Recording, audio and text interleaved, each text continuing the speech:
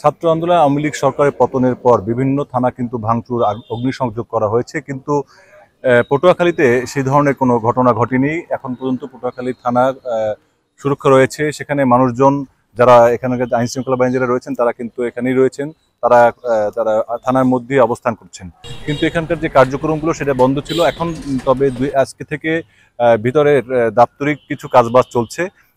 আপনারা দেখতে পাচ্ছেন যে আপনার যেখানে সেনাবাহিনী রয়েছেন সেই সেনাবাহিনী কিন্তু এখন সেই থানাকে তারা থানায় রয়েছেন, এবং যারা এখানকার যে সকল ঘটনাগুলোতে যারা আসামি ধরতে পারছেন সেসব আসামিকে তারা গ্রেপ্তার করে আইন শৃঙ্খলা বাহিনীর হাতে তারা দিচ্ছেন এবং সেগুলোর ব্যাপারে তারা মামলা করছেন। সেই ধরনের কাজবাজ এখন চলছে। তবে পটুয়াখালীতে কিন্তু যে সকল কার্যক্রম তারা করতেন বিগত দিনগুলোতে, যেমন শহরে টহল দেয়া, বিভিন্ন জায়গায় মোবাইল 1 মোবাইল 2 যেসব ছিল তাদের, সেগুলো কিন্তু এখন সেই সব কার্যক্রম কিন্তু বন্ধ রয়েছে।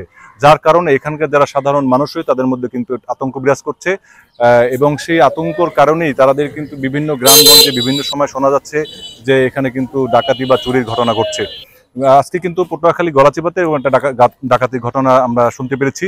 তবে আমরা এখানকার যে পরিস্থিতি, আশা করি ইনশাল্লাহ এখানকার যারা বাসিন্দা রয়েছেন তারা কিন্তু আশাবাদী যে এখানে যদি আবার আইনশৃঙ্খলা বাহিনী আবার মাঠে ফিরে আসে তাহলে কিন্তু এই ধরনের ঘটনা আর ঘটবেন না, এটাই তাদের প্রত্যাশা। এভাবেই আমরা এখানকার যারা সাধারণ মানুষ রয়েছে তাদের সাথে আমরা কথা বলেছি, তারা আমাদেরকে জানিয়েছেন আমাদের এখানে অনেক মানুষজন আসে যারা কোনো সুফল পাইতেছে না, কোনো বিচার পাইতেছে না।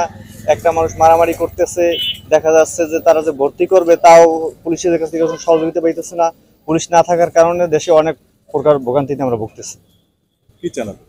আমরা চাই পুলিশ আবার তাদের আগের অবস্থানে ফিরে আসুক। পুলিশ ছাড়া দেশ অচল। আমরা দোকান আটকে যাই, আমাদের কোনো সেফটি নেই, যে কোনো মুহূর্তে একটা অকারণ ঘটতে পারে। আর পুলিশ থাকলে আমাদের সেইটা থাকে না, কারণ তারা রাত্রেও নাইট ডিউটি করে, তারা রোডে থাকে। হ্যাঁ, পুলিশ থাকলে একটু কম হইতে, কারণ একটা সুযোগ পাইছে না, তারা একটা সুযোগ পাইছে, খারাপ লোকগুলো একটা সুযোগ পাইছে, এটা তারা এই সুযোগটা ব্যবহার করে। অনেক জায়গায় একটু ডাকাতি ডোকাতি হয়, পুলিশ থাকলে তো তাৎক্ষণিকভাবে যাইয়া এটার ব্যবস্থা নিতে। এখন এটা তো নাই, পুলিশ না থাকার কারণে একটু এইভাবে হইতে আছে।